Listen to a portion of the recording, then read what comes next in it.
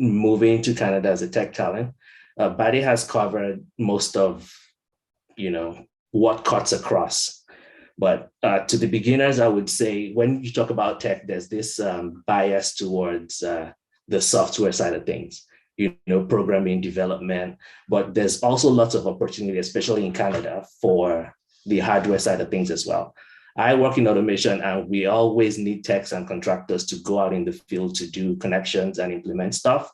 So if you think you're better with hands-on, like literally hands-on work in tech, there's lots of room there as well.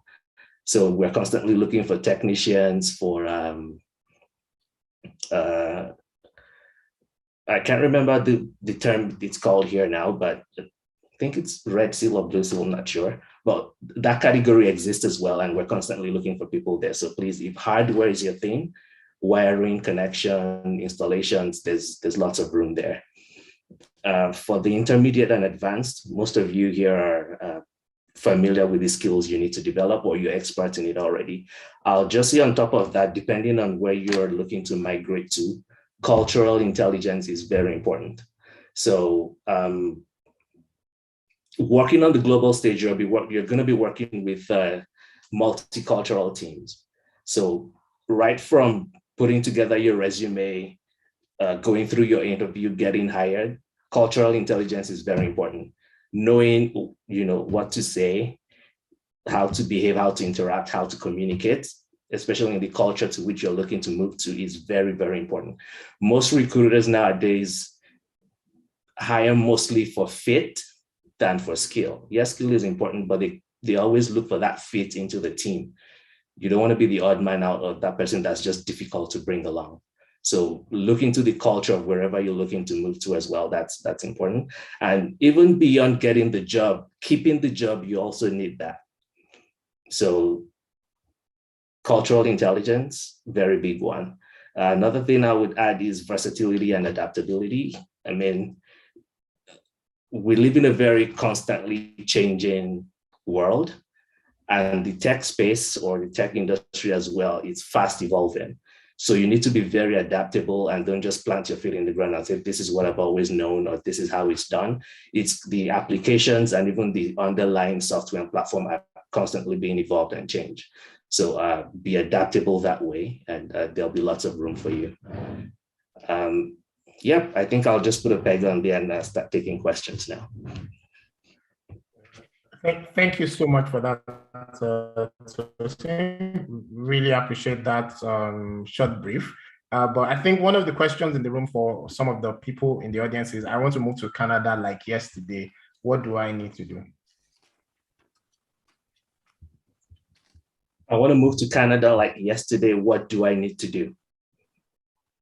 Did I get the question right? Yeah, that's correct. I mean, if your timeline is short that way, then you're probably looking at more of a work visa than a long-term immigration plan. So I'd say get hired, look for opportunities, get hired, and then your employer can sponsor your work visa, and you'll be here in the shortest possible time.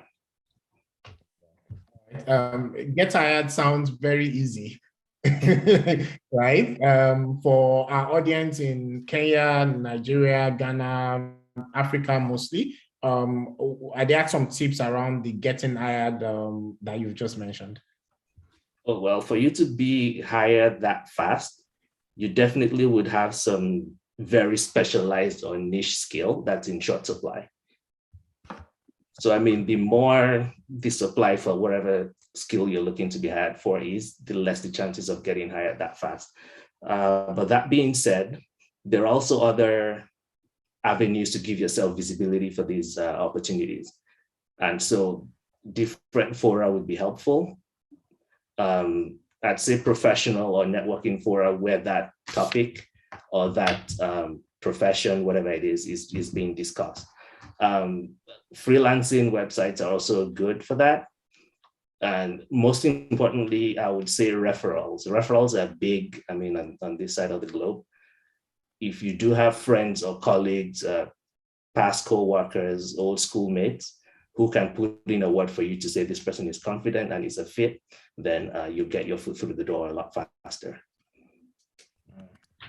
Experience, is experience something really, really desperately required, or is it just a case of I need to have skills?